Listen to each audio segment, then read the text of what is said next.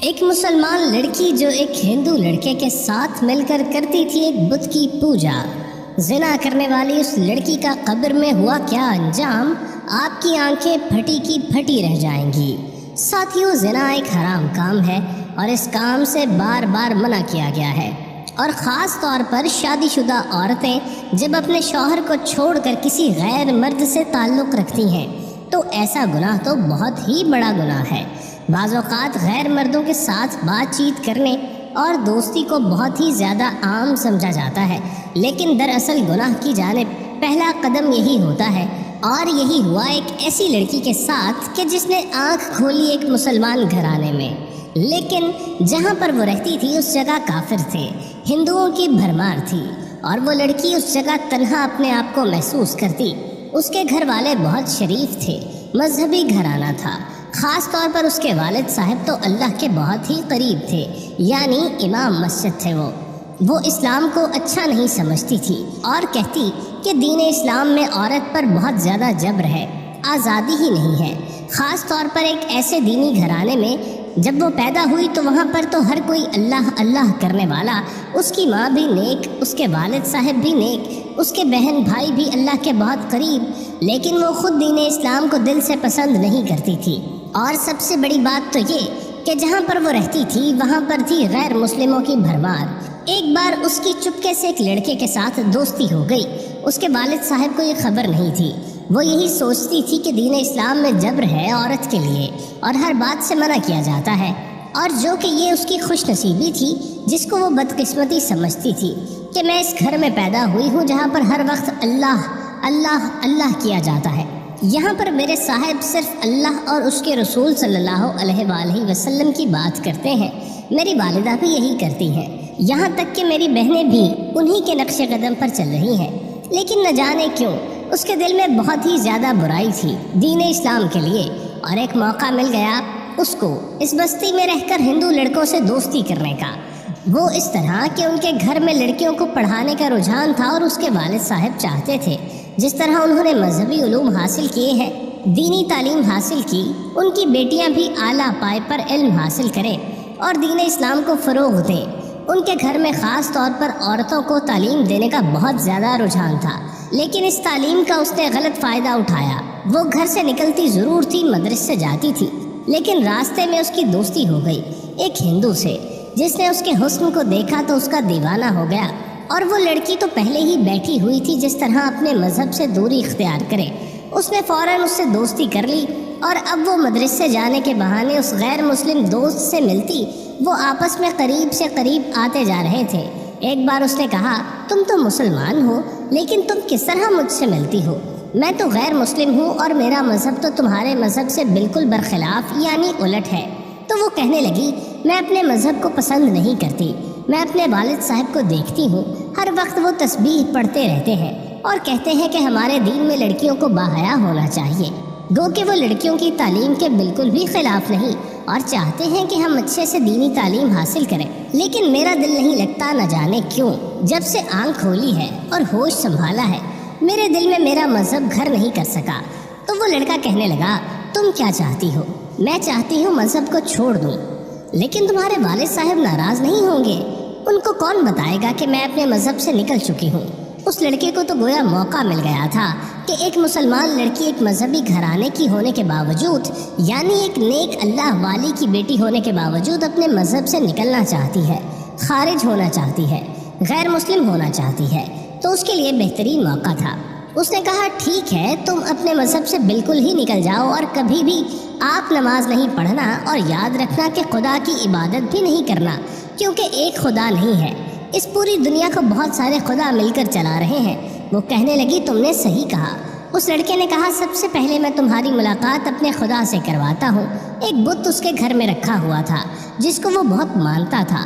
اس نے کہا، میں ان کا ماننے والا ہوں، میں ان سے جو مانتا ہوں یہ مجھے وہ دے دیتے ہیں، میری ہر خواہش پوری ہو جاتی ہے، اور دیکھو جب سے تمہیں دیکھا ہے، جب سے میں تمہارے عشق میں گرفتار ہوا ہوں، میں نے ان کے ہی آگے ہاتھ جوڑے تھے، اور دیکھو تم میرے پاس آ گئی نا۔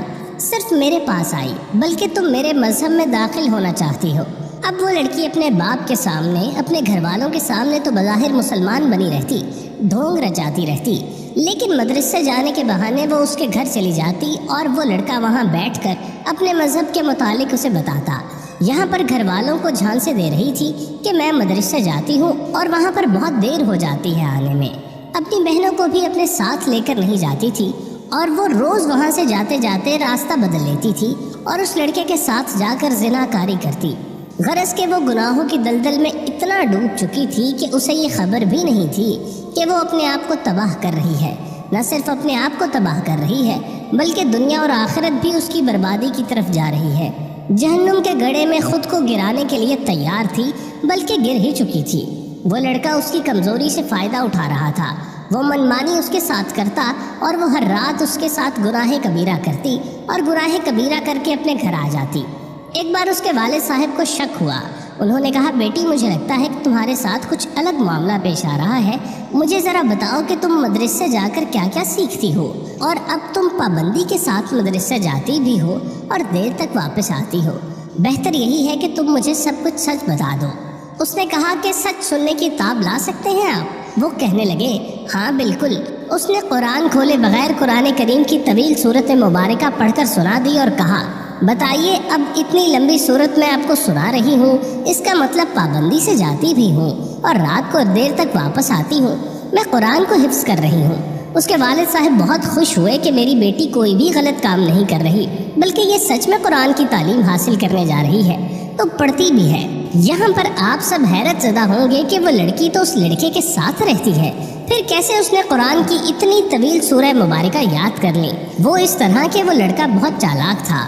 उसने कहा कि तुम मेरे पास आती हो, मेरे साथ रहती हो, बुत की इबादत भी करती हो, लेकिन तुम्हें अपना कुरान भी पढ़ना है। गो कि तुम अपने मज़हब को पसंद नहीं करती, नाउज़ु बिल्लाह, लेकिन तुम्हें कुरान को मुकम्मल याद करना है। कभी अगर तुम्हारे वालिद साहब ने तुम पर शक किया और अगर कभी फरमाइश की कि कुरान पढ़ने जा रही हो तो बताओ कौन कौन सी सूरतें याद है, तो कुरान की सबसे तवील सूरत सुना देना। वो चुप हो जाएंगे। यही वजह थी कि वो ज़हीन थी। उसे कुरान की वो सूरतें याद थीं जो उसने याद की थी। वो सुना दी। कुरान हलक से ऊपर तक था, दिल में नहीं उतरा था।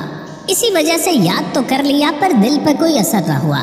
यहाँ पर अपने वालिद को तो उसने चकमा दे दिया, यानी उनके दिमाग को तो घुमा दिया, उनको धोखा तो दे दिया, लेकिन क्या अल्लाह ताला को भी वो धोखा दे सकती थी?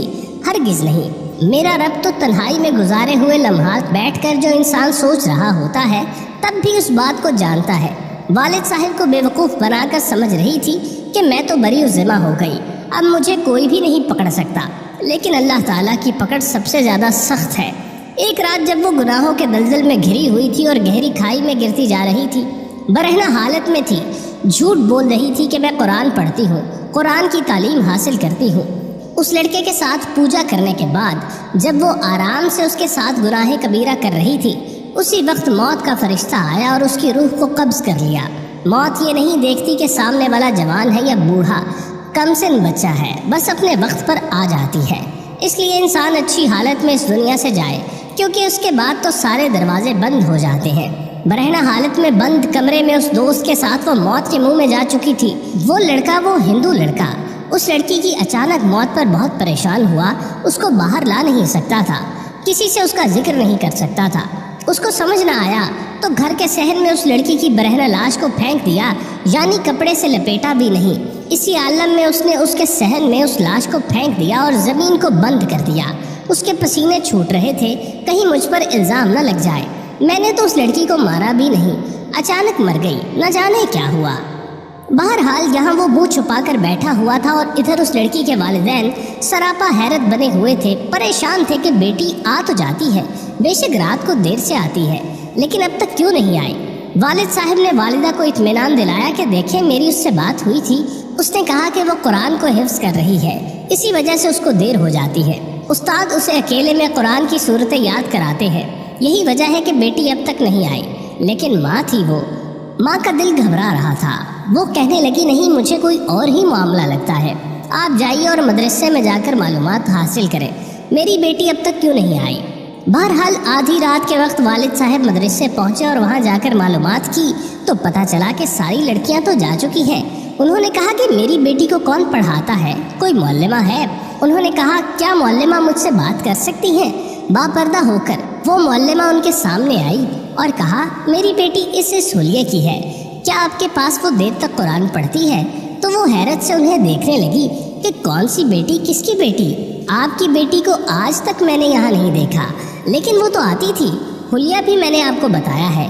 تو وہ کہنے لگی اس حلیے کی لڑکی آتی تو تھی، لیکن تقریباً 1 مہینے سے زیادہ ہو گیا ہے وہ میرے پاس نہیں آ رہی تھی۔ رات میں وہ کہاں جاتی ہے مجھے کیا معلوم، لیکن یہاں پر آپ کی بیٹی نہیں آتی۔ یہ کہہ کر وہ معلمہ اندر چلی گئی۔ اب باپ پریشان سر پیٹ رہا تھا کہ آخر میری بیٹی نے مجھے دھوکہ دیا، لیکن قرآن کیسے اسے یاد تھا؟ ضرور وہ کہیں اور پڑھنے جاتی ہوگی۔ اپنے علاقے کے سارے مدرسوں کو دیکھ لیا، لیکن وہاں پر ان کی بیٹی نہ ملی، بلکہ کہا گیا کہ ہمارے مدرسے کی بچیاں تو مغرب تک چلی جاتی ہیں، آپ کی بیٹی کی طرح کسی لڑکی کو یہاں نہیں دیکھا گیا۔ باپ نے سپاہیوں کو اطلاع دی۔ سپاہی پورے محلے میں اس لڑکی کو تلاش کرتے رہے۔ آخر کار وہاں پر ہندوؤں کی بستی کے پاس بھی پہنچے اور تمام ہندوؤں سے پوچھا تو وہ کہنے لگے اس طرح کی کوئی لڑکی ہمارے پاس نہیں آئی۔ وہ لڑکا اسی بستی میں رہتا تھا، اس کے گھر کا دروازہ بھی کھٹکھٹایا گیا۔ جب وہ دروازہ کھٹکھٹایا گیا تو اس نے بڑی مشکل سے دروازہ کھولا۔ دروازہ کھولنے پر وہ لڑکا بہت ہی زیادہ گھبرایا ہوا تھا، اس کے ماتھے پر پسینے کی بوندیں تھیں۔ سپاہیوں کو شک ہو گیا، انہوں نے کہا ہمیں لگتا ہے آپ کی بیٹی یہیں پر ہے۔ ایسا کیسے ہو سکتا ہے؟ یہ غیر مسلم لڑکا ہے، میں مسلمان ہوں، میری بیٹی مسلمان ہے، ایک ہندو کے گھر میں وہ کیا کرے گی؟ دیکھیں کچھ خبر نہیں، ہو سکتا ہے آپ کی بیٹی اندر ہو۔ خیر اس لڑکے کو ایک طرف ہٹا کر جب گھر میں داخل ہوئے تو وہاں کوئی بھی نہیں تھا۔ اس لڑکے سے پوچھ گچھ ہوئی، کہا کہ بتاؤ کہاں ہے وہ لڑکی اور تم نے اسے مار کر کہاں پھینکا ہے؟ اس نے کہا میں نے اسے نہیں مارا، وہ تو خود مر گئی۔ اس لڑکے نے اپنے آپ کو بچانے کے لیے سچ کہہ دیا تھا، لیکن سپاہیوں نے کہا اگر وہ لڑکی اسی گھر میں ہے تو کہاں پر اسے پھینکا ہے؟ وہ گھر کے صحن میں میں نے اسے ڈال دیا ہے۔ باپ کو یہ سن کر صدمہ پہلے ہی ہو گیا تھا کہ اس کی بیٹی یہاں پر موجود تھی، ایک غیر مسلم کے ساتھ، جہاں پر جگہ جگہ بتوں کی تصویریں لگی ہوئی تھی۔ ایک بہت بڑا ثبوت اس کے کمرے میں تھا۔ وہ پہلے ہی صدمے سے دو چار تھا، اور جب یہ بات سنی کہ بیٹی اس لڑکے کے گھر میں مری ہے تو یہ سن کر اس کے ہوش اڑ گئے۔ سپاہیوں نے اس لڑکی کی وجہ سے صحن کھودنا شروع کیا۔ گڑھا زیادہ گہرا نہیں تھا، سامنے ہی جو منظر سب نے دیکھا، اس منظر کو دیکھ کر سب کے رونگٹے کھڑے ہو گئے۔ اس کے جسم پر نہ کفن تھا نہ ہی کوئی کپڑا تھا، جبکہ اس لڑکی کے پوشیدہ چھپے ہوئے اعضاء مکمل طور پر گل سڑ چکے تھے، اور یہی نہیں، اس کے جسم کو لپیٹا ہوا تھا ایک بہت بڑے سانپ نے۔ اس کی زبان باہر کو لٹکی ہوئی تھی اور اس کی زبان پر وہ سانپ بار بار ڈس رہا تھا۔ جب ایک بچھو چلتا ہوا آیا اور اس کے جسم کو کاٹنے لگا، وہ منظر سب دیکھ رہے تھے۔ یہ وہ عذاب تھا جو اس لڑکی پر زنا کے گناہ کی وجہ سے آیا تھا۔ شریف اور باحیا مرد اور عورت تو اس کا تصور بھی نہیں کر سکتے، اور وہ تو ایک ایسے دینی گھرانے سے تعلق رکھتی تھی کہ اس کا باپ ایک مسجد کا امام تھا، والدہ حیا کا پیکر تھی۔ اب والد صاحب اپنی بیٹی کو ایسی حالت میں دیکھ کر تڑپ کر رہ گئے، پر وہ جانتے تھے کہ اب اس جگہ سے نکل نہیں سکتی۔ مجبوراً اسی جگہ اس کے جسم پر کپڑا ڈال دیا گیا۔ وہ سانپ اسے چھوڑ بھی نہیں رہا تھا، کیڑے مکوڑے اس کے جسم کو کھا رہے تھے۔ اس جگہ اسے دفنایا گیا۔ آج بھی اس ہندو لڑکے کے گھر میں اس کی قبر موجود ہے، لیکن چیخوں کی آواز آتی ہے اور چیخ چیخ کر کہہ رہی ہوتی ہے مجھے بچا لو، مجھے بچا لو، اس گناہ سے جو میں نے کیا ہے، اس گناہ کی سزا مجھے روز ملتی ہے۔ میں نے جھوٹ بولا، میں نے اسلام کو بدنام کیا، میں نے بہت بڑا گناہ کیا۔ اس لڑکے کو سپاہی پکڑ کر لے گئے، گو کہ اس نے اسے نہیں مارا تھا، لیکن پھر بھی اس نے اس کو بہکایا تو تھا۔ وہ عذاب جس کی سزا وہ مرنے کے بعد بھی بھگت رہی تھی۔ زناکاری ہمارے معاشرے میں عیب نہیں رہی ہے۔ ہمارے نبی صلی اللہ علیہ وآلہ وسلم نے فرمایا حیا ایمان کی ایک شاخ ہے، یہی وہ ایمان ہے جو انسان کو اس قسم کے گناہوں اور پھر ان گناہوں کے عذاب سے بچا لیتی ہے۔ ہر انسان کا دوسرے انسان سے ایک پردہ ہے، لیکن انسان اخلاقیات سے گر جاتا ہے۔ وہ سمجھتا ہے کہ اسلام میں یہ باتیں ہمیں ہماری آزادی سے روکتی ہیں۔ آزادی یہ نہیں کہ آپ کسی غیر محرم کے ساتھ ناجائز تعلقات رکھیں۔ اگر اسلام میں عورت کو باپردہ ہونے کا حکم دیا گیا ہے تو یہ اس کی حفاظت کے لیے ہے۔ اللہ تعالی ہم سب کو ایسے گناہ کبیرہ سے بچائے، اور عورتیں جو آزادی کے نام پر خود کو سمجھتی ہیں کہ دائرہ اسلام سے خارج ہونا چاہتی ہیں، کیونکہ ہمارے دین میں جبر ہے، عورت پر ظلم ہے، تو ایسا نہیں ہے۔ اسلام وہ پیارا مذہب ہے جس میں بار بار یہ تاکید کی گئی ہے کہ عورت کے ساتھ نرمی سے پیش آؤ، سختی نہ کرو، اور یہ کہنے والی ہستی خود ہمارے نبی مکرم صلی اللہ علیہ وآلہ وسلم کی ہے۔ تو اس کا مطلب اسلام میں عورت پر کوئی ظلم نہیں، بلکہ اسلام کے آنے کے بعد ہی عورت پر ظلم کی وہ تمام سختیاں ہٹ گئیں جس کی وجہ سے زندہ دفنائی جاتی تھی۔ وہ بیٹیاں، وہ عورتیں۔ اللہ تعالی ہمیں پاک باز بنائے۔ کمنٹ ضرور کیجیے گا اور اپنا خیال رکھیے گا۔